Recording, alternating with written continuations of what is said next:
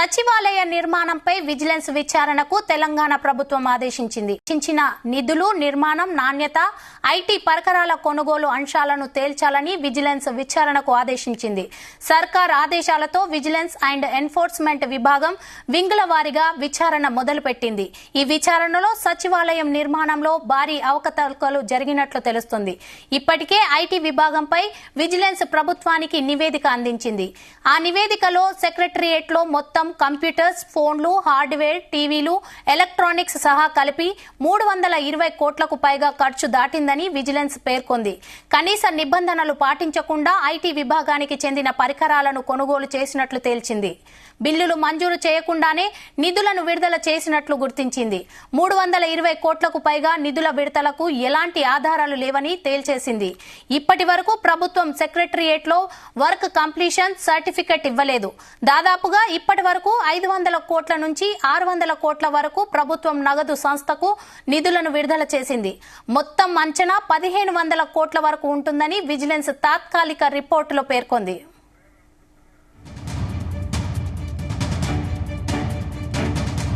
Right, ఇక ఇదే అంశంపై మరిన్ని డీటెయిల్స్ చీఫ్ కోఆర్డినేటర్ రాధాకృష్ణ అందిస్తారు. రాధాకృష్ణ,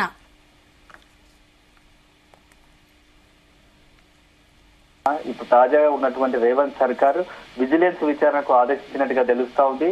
తెలంగాణకు సంబంధించి మొత్తంగా సెక్రటరియట్ నిర్మాణంలో చాలా అవకతవకలు జరిగాయి, 100 కోట్లకు సంబంధించి అక్రమాలు జరిగాయి అని చెప్పేసి రేవంత్ సర్కార్ భావిస్తోంది. దాంట్లో భాగంగా ఆ విజిలెన్స్ తో పూర్తి స్థాయి విచారణకు అసలు ఈ మొత్తంగా నిర్మాణానికి సంబంధించి ఈ కంపెనీ ఏదైతే ఉందో మొత్తంగా కొత్తగా సెక్రటరీ నిర్మించిన సంస్థకు ఎన్ని డబ్బులు చెల్లించారు, ఇప్పటి వరకు సంబంధించిన 100 కోట్లకు సంబంధించినటువంటి బిల్లులు ఉన్నాయా, ఎలాంటి బిల్లు లేకుండానే అమౌంట్ ఎలా చెల్లించారు అని చెప్పేసి ఆ ప్రభుత్వం విజిలెన్స్ విచారణకు ఆదేశించినట్లు తెలుస్తుంది. విజిలెన్స్ విచారణ ఇప్పటికే ప్రారంభమైంది. దీంట్లో భాగంగా మొత్తంగా కూడా మొదటగా ఆ తెలంగాణ సెక్రటరీ ఉన్నటువంటి హార్డ్వేర్, ఎలక్ట్రానిక్ సంబంధించి టెక్నికల్ సంబంధించి కంప్యూటర్స్ కావచ్చు, వీటికి సంబంధించిన వాటిపైన విచారణ మొదలుపెట్టినట్టుగా తెలుస్తుంది. దీని లెక్కల ప్రకారం ఇప్పటి వరకు కొంత 300 కోట్లకు సంబంధించి కొంత అక్రమాలు జరిగాయని భావిస్తున్నట్టుగా తెలుస్తా ఉంది. దీనికి సంబంధించి పూర్తి స్థాయి విచారణ ఇంకా జరగాల్సి ఉంది.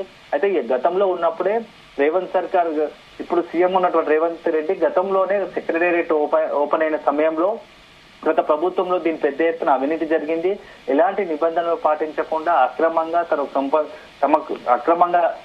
నిబంధనలు పాటించకుండా సదరు సంస్థకు ఈ యొక్క తెలంగాణ సెక్రటరియట్ నిర్మాణాన్ని కట్టబెట్టారని చెప్పేసి అప్పుడు రేవంత్ రెడ్డి అప్పుడే పిసిసి అధ్యక్షునిపై కొద్దిగా ఆరోపణలు చేశారు. దాంట్లో భాగంగా ప్రభుత్వం వస్తే ఖచ్చితంగా సెక్రటేరియట్ సంబంధించిన నిర్మాణం పైన అవకతవకలపైన విచారణ జరిపిస్తామని చెప్పి గతంలోనే పిసిసి అధ్యక్షుడు రేవంత్ రెడ్డి అన్నారు. సో ఇప్పుడు దాంట్లో భాగంగా సీఎం రేవంత్ రెడ్డి ఈ యొక్క విజిలెన్స్ విచారణకు ఆదేశించినట్టుగా తెలుస్తోంది.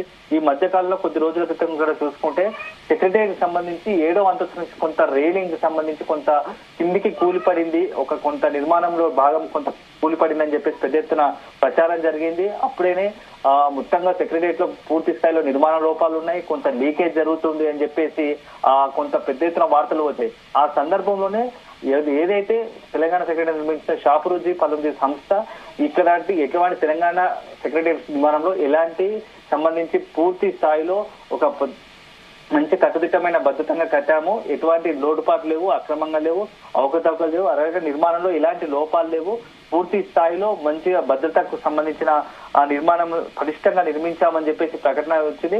ఏదైతే రైలింగ్ కూరిందో అది కొంత లోకల్ గా ఇన్సైడ్ గా కంప్యూటర్ సంబంధించి అంటే కేబుల్ వర్కింగ్ జరుగుతుంది. ఆ కేబుల్ వర్కింగ్ జరుగుతున్న క్రమంలో కూలింది తప్ప ఇది నిర్మాణానికి సంబంధించినటువంటి ఎలాంటి లోపాలు కాదు అని చెప్పేసి కొంత ప్రకటన కూడా విడుదల చేసింది. అయితే ఉన్నట్టుండి ఇప్పుడు ప్రభుత్వం విజిలెన్స్ విచారణకు ఆదేశించడం వెనుక కొంత ప్రాథమికంగా దీంట్లో పెద్ద ఎత్తున అవినీతి జరిగింది, అక్రమాలు జరిగాయని కొంత ప్రభుత్వం భావిస్తున్నట్టుగా తెలుస్తోంది. ఎందుకంటే దాదాపు 1500 కోట్లకు సంబంధించి కొంత నిధులు అక్రమంగా గోల్మాల్ జరిగింది. వీటికి సంబంధించి బిల్లులు లేకుండానే 100 కోట్ల చెల్లింపులు జరిగాయి. ఆ చెల్లించిన వాటికి ఇప్పటికి కూడా సెక్రటరియట్ నిర్మాణం పూర్తయినట్టుగానే దానికి సంబంధించిన ఒకటి సర్టిఫికేట్ కూడా ఇవ్వలేదు అని చెప్పేసి కొంత ప్రభుత్వం దగ్గర సమాచారం. దీంతో ఈ పూర్తి స్థాయి విజిలెన్స్ విచారణకు ప్రభుత్వం ఆదేశించింది. అయితే ఈ విచారణ పైన ఇటు బీఆర్ఎస్ వర్గాలు కూడా అదే స్థాయిలో తీవ్రంగా స్పందిస్తున్నాయి. ప్రభుత్వము ఎంతసేపు కక్షపూరితంగా గతంలో జరిగినటువంటి అనేకమైన అభివృద్ధి కార్యక్రమాలపైన కేవలం వ్యక్తిగతంగా బీఆర్ఎస్ పైన కక్షపూరితంగా ఇలాంటి విచారణల పేరుతో ఇట్లాంటి ఇబ్బందులు పెడుతుంది. కానీ ఏ విచారణలో కూడా ఇలాంటి మేము ఏ విచారణగా సిద్ధము. ప్రభుత్వం తీసుకున్నటువంటి విచారణకు మేము అన్ని విధాలు సహకరిస్తాము. ఎలాంటి అవకతవకలు జరగలేదు.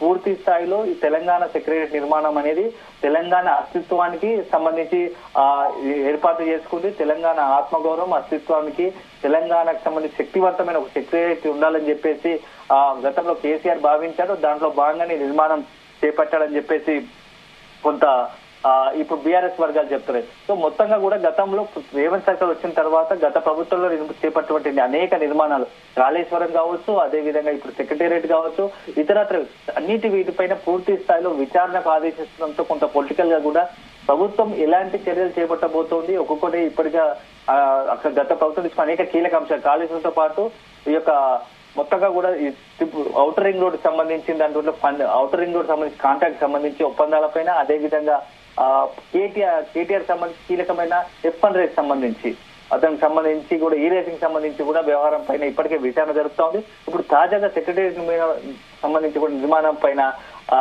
ఈ యొక్క విచారణ జరపడం మాత్రం కొంత పొలిటికల్ వర్గాలు ఆసక్తికరంగా చర్చ జరుగుతోంది. దీని తదుపరి పరిణామాలు ఎలా ఉంటాయి అనేది మాత్రం కొద్దిగా వేచి చూడాల్సి ఉంటుంది. స్వప్న, థ్యాంక్ యూ రాధాకృష్ణ.